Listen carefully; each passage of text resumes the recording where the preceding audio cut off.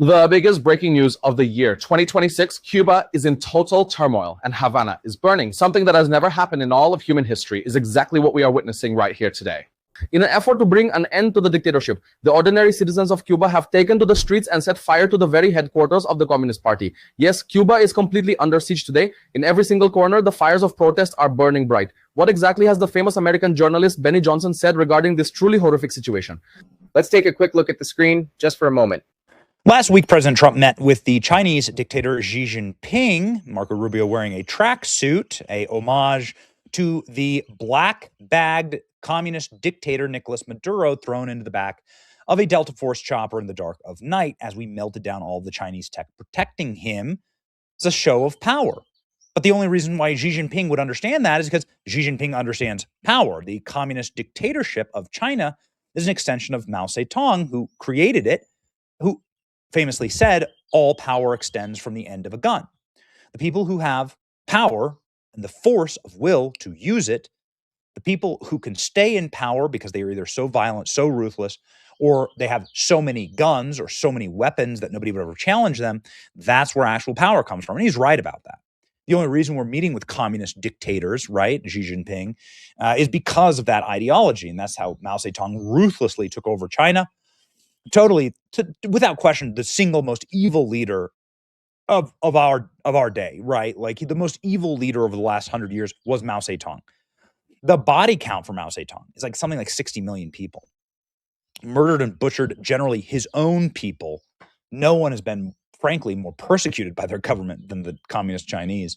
Don't tell them that, but whatever. Brainwashing is a heavy dose, man. But yeah, more evil than Stalin, more evil than Hitler is Mao Zedong. Anyway, the point is that he really understood raw power, brute force. It's something that Fidel Castro, understood in Cuba up until, he died and he's gone. He's been dead for 10 years. And now his brother, who's 95, is still around, but not for long, ladies and gentlemen, because their power has been destroyed in Cuba. The vectors of power, the vectors of all power extends from the end of a gun, no one can ever touch me. Well, in the dark of night, if Delta Force lands a helicopter on your bunker, melts down all of your weapons, reduces all of your bodyguards to vomiting blood in a fetal position, and then black bag you and your wife, and then frog march you through New York City in front of Zorhan Mandami and AOC, that you have no power. We have the power. You don't have the power. And so this is power politics. Protests in central Cuba are torching Communist Party headquarters. You've never seen anything like it.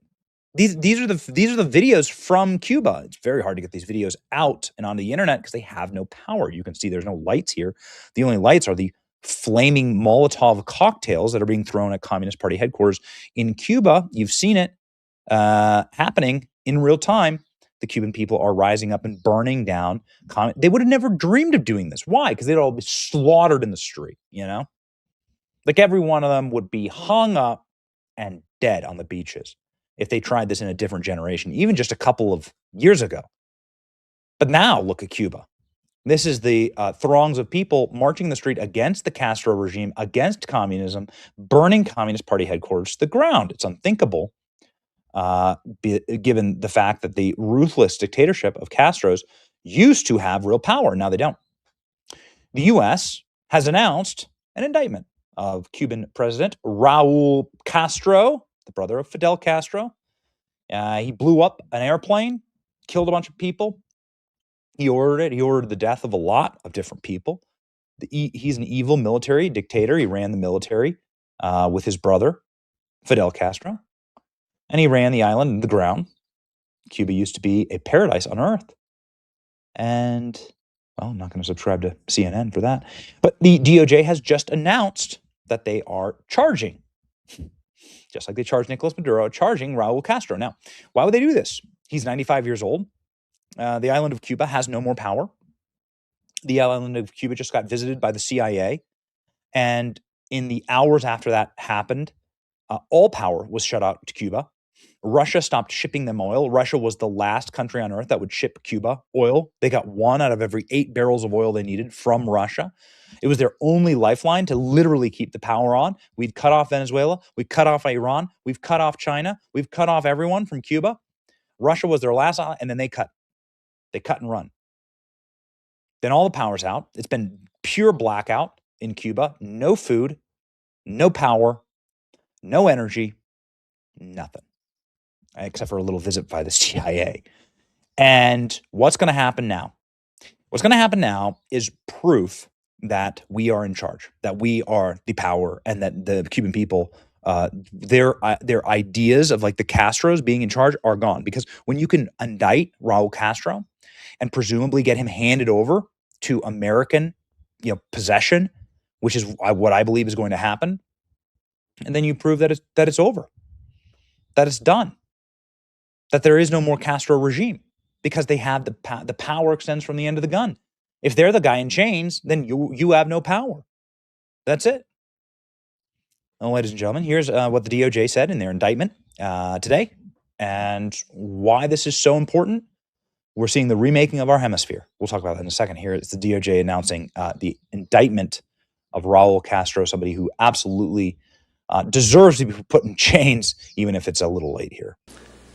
Today, we are announcing an indictment charging Raul Castro and several others with conspiracy to kill U.S. nationals.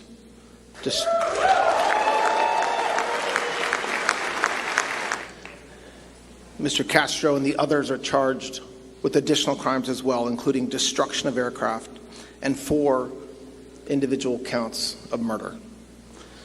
The indictment was returned by a grand jury sitting in this district in Miami on April 23rd, 2026, and was unsealed today.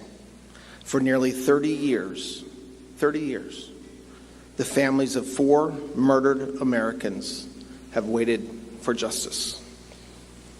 On February, this is a story all too familiar.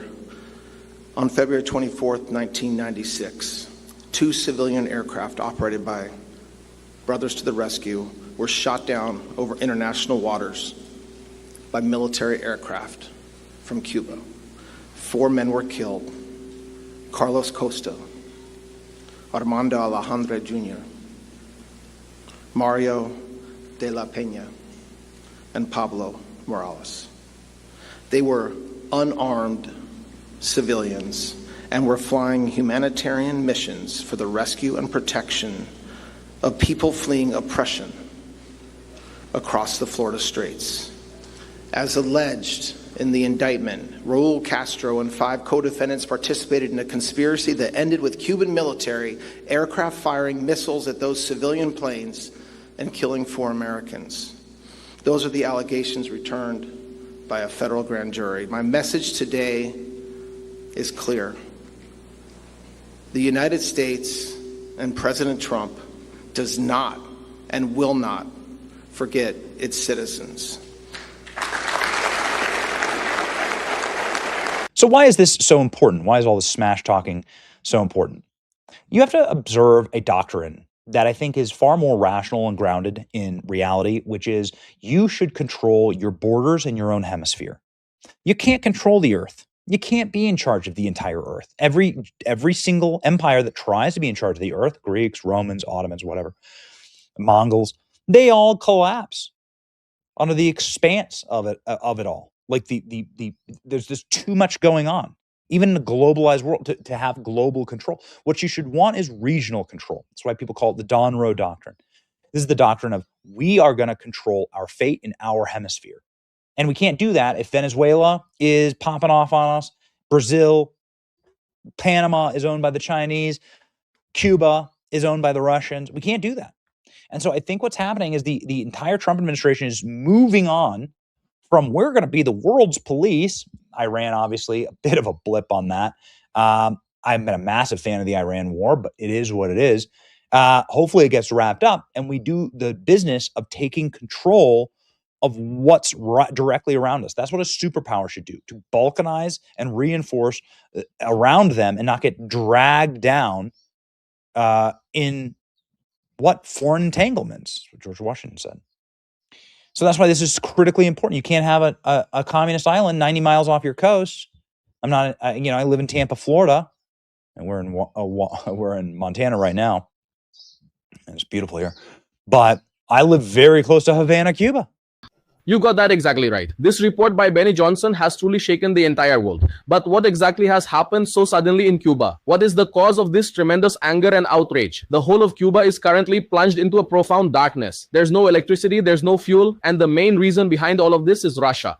Russia, a long-standing friend, has completely cut off its oil supply to Cuba. Consequently, this Caribbean island nation is now facing the biggest blackout of the century. Food is going to waste, hospitals are non-functional, and people's backs are truly against the wall today.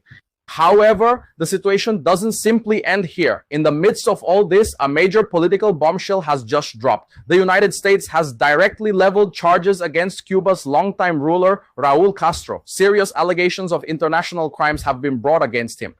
And right in the midst of this extremely volatile situation, reports have emerged that the director of the American intelligence agency, the CIA, has undertaken a secret visit to Havana. But why? What's hidden behind this American move? The permanent downfall of Cuba's communist regime. Cuba's common people no longer fear any threats. The foundation of the Castro brothers' decades-long dictatorship is finally crumbling today. Social media has erupted with SOS Cuba and Cuba Libre, which means Free Cuba slogans. Across the globe, there's just one pressing question. Is Cuba's current government truly on the verge of collapse tonight? Are we here in 2026 about to witness yet another historic revolution and the definitive end of an autocratic communist regime? What are your thoughts on this truly unbelievable situation unfolding in Cuba? Do you believe America can genuinely succeed in liberating Cuba? Please be sure to share your valuable insights by leaving a comment below. To ensure you get all the most thrilling and breaking updates on global politics before anyone else, please subscribe to our channel immediately. Thank you very much.